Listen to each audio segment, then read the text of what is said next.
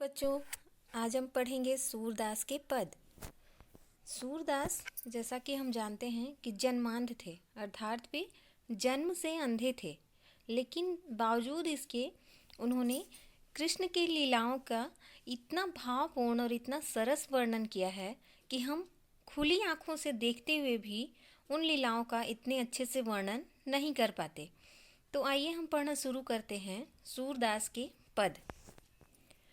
मैया कभी बढ़ेगी चोटी, कितनी बार मोहि दूध पियत भई, यह अजहू है छोटी। तू जो कहती बल्कि बेनी ज्यों, है लंबी मोटी। काढ़त गुहत नहवावत जय है, नागिनी सी भुई लोटी। कांचो दूध पियावत पची पची, देती न माखन रोटी। सूर चीर जीवो दो बल भैया, हलधर की चोटी।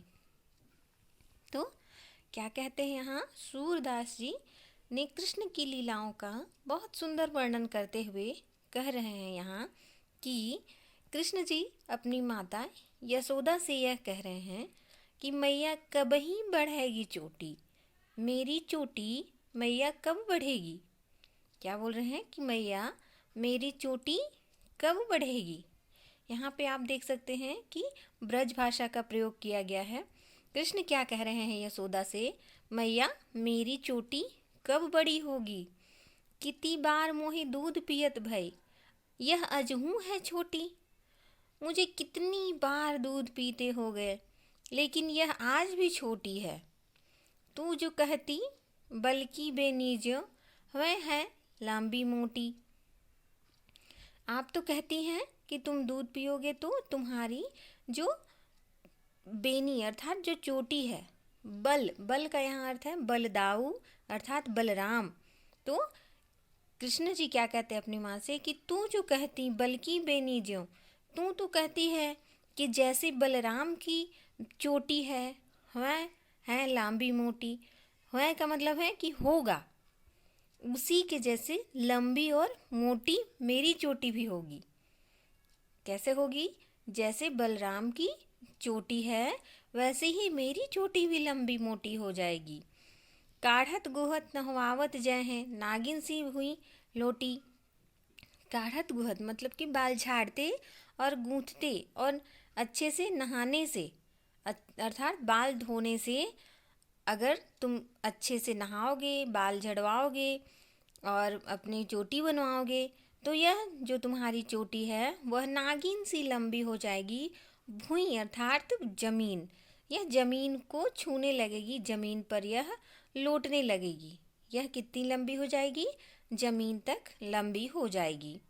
कैसे लंबी होगी यह, काढ़त गुहत नहवावत जय है, कैसे अच्छे से नहाने से, बाल झाड़ने से और गूंथने से यह नागिन की जैसी लंबी हो जाएगी और जमीन पर लौटने लगेगी। कांचो दूध पियावत पची पची। कांचो दूध का अर्थ है कि कच्चा दूध, पची पची मतलब बार बार। तुम मुझे बार बार कच्चा दूध पिलाती हो, देती न माखन रोटी, और मुझे माखन रोटी नहीं देती हो। क्यों, वह उनकी माता कहती हैं कि तुम कच्चा दूध पियोगे तो तुम्हारी चोटी बलराम के जैसे लंबी हो जाएगी। देती न माखन रोटी, और तुम मुझे माखन रोटी भी नहीं देती हो। वह बहाना करके बच्चे को दूध पिलाती हैं। वैसे भी बच्चों को दूध पिलाने के लिए कई बहाने करने पड़ते हैं कि तुम बलवान हो जाओगे, तुम बुद्धिमान हो जाओगे, तुम सुंदर हो जाओगे, तुम गोरे हो जाओगे।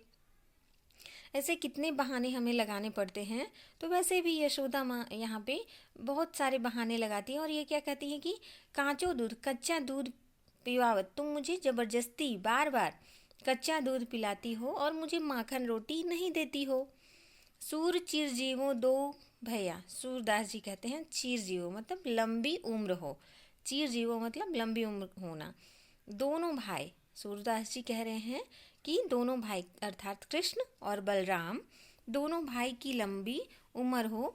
हरि हलधर की जोटी, और हरि अर्थात कृष्ण और हलधर अर्थात बलराम की यह जोड़ी जो है हमेशा बनी रहे, एक साथ बनी रहे, और ये इन दोनों की जो उम्र है लंबी। यहाँ पे ब्रज भाषा का प्रयोग किया गया है और तुकांत शब्दावली का प्रयोग किया गया है। यहाँ पे देखिए आप लोगों की समास का भी प्रयोग किया गया है। लांबी मोटी, काढ़त गुहत, पची पची, माखन रोटी, ये सब द्वंद्व समास का प्रयोग यहाँ पे किया गया है। तो आगे के पद को हम पढ़ते हैं। तैरो लाल मेरो माखन खायो, दोपहर दिवस जानी घर सूनो, ढूंढी ढंढोरी आप ही आयो, खोल की बारी बैठी मंदिर में, दूध दही सब सखनी खवायो, उखल चढ़ी सीके की लीन हो, अनभावत भूमि में ढरकायो, दीन प्रतिहानि होत गोरस की, यह ढोटा कोने ढंग लायो, सूर श्याम को हटकी न राखें, तैही पूत अनोखो जायो। जैसा कि आप लोग को पता है कि श्री कृष्ण बचपन में बहुत शैतानियाँ करते थे। वह लोगों की मटकी फोड़ देते थे, उसमें से मक्खन खा लेते थे और दूसरों के घरों में घुसकर मक्खन चुरा के खा जाते थे, दूध दही चुरा कर खा लेते थे। वो खुद तो खाते ही थे, साथ में अपने मित्र को भी, दोस्तों को भी, ग्वाल बाल को ले जाकर साथ में खिलाते थे। तो यहाँ पे जब गोपियाँ परेशान हो जाती हैं तो गोपियाँ जो कृष्ण की जो गोपियाँ थी वो उनकी उम्र की भी थी, उनसे बड़ी भी थी, कुछ उनसे छोटी भी थी, कुछ उनकी माता की उम्र की भी थी, तो कुछ उनकी माता की सहेलियाँ भी थीं। तो परेशान होकर कुछ यहाँ पे गोपियाँ आती हैं और क्या कहती हैं यशोदा से कि तेरे लाल मेरो माखन खायो, तेरे लाल ने अर्थात कृष्ण ने मेरा माखन खाया है।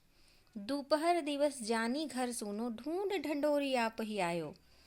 दोपहर दिवस, दिन में दोपहर के समय, जानी घर सुनो, उसे पता था कि घर सूना होगा, ढूंढ ढंढोरी आप ही आयो, वह खुद ही आकर और ढूंढ ढूंढ कर वह माखन निकाल लेता है। क्या कहते हैं कि दोपहर के समय जब उसे पता है कि घर सूना है, वह आप ही खुद ही आकर और घर में माखन को ढूंढ ढूंढ कर माखन निकाल लेता है। खोली की बारी बैठी मंदिर में, दूध दही सब सखनी खवायो। अब खोली की बारी अर्थात दरवाजा खोलकर बैठी मंदिर में, मैं जब मंदिर गई थी तब वह दरवाजा खोलकर दूध दही सब सखनी खवाए, वह अपनी सब सखनी अर्थात मित्रों को खिला देता है। उसने क्या किया, मंदिर गई थी, जब मैं मंदिर गई थी तो वह दरवाज़ा खोलकर दूध और दही सब सखियों को, सब मित्रों को, सखाओं को खिला दिया उसने।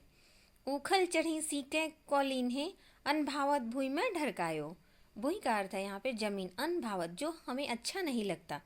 उखल चढ़ी, उखल आप लोग जानते होंगे जो खल बट्टा रहता है, वो पहले बड़े बड़े उखल और खल बट्टे रहते थे। वैसे ही कोई लकड़ी के बने तो कोई लोहे के बने होते थे, लगभग 3 या 4 फुट के भी रहते थे खलबट्टे। तो जब ऊपर सीके कौलीन हो, आप यहाँ चित्र में देख रहे होंगे कि सीके कौलीन हो, यहाँ पे क्या कहा गया है कि यहाँ श्री कृष्ण, यही सीका इसको कहा गया है जहाँ पे माखन और दूध को ऐसे टांग कर रस्सी के सहारे वहाँ पे टांग के रखा जाता था, बिल्ली के डर से या फिर बच्चों के जूठा करने के डर से।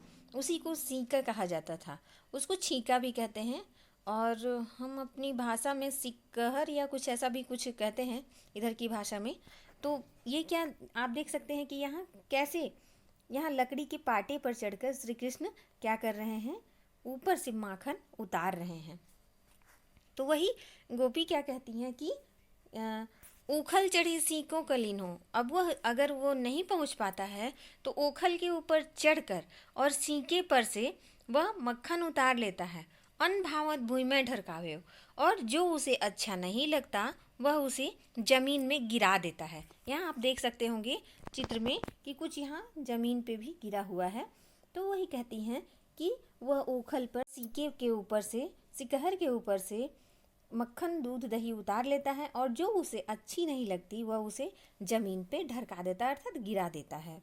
दिन प्रति हानि होत गोरस की, गोरस अर्थात दूध, प्रतिदिन अर्थात रोज, हर दिन गोरस की हानि हो रही है, दूध की हानि हो रही है, अर्थात वह दूध गिरा दे रहा है, खा जा रहा है, पी जा रहा है। यह डोटा कौने ढंग लायो, डोटा मतलब पुत्र, यह बेटा तुमने कैसा बेटा तुमने लाया है, कौने ढंग मतलब किस प्रकार का पुत्र तुमने जन्म दिया है, कौन से किस प्रकार का बेटा तुम लाई हो। सूर श्याम को हटकी न राखें, तैही पूत अनोखो जायो।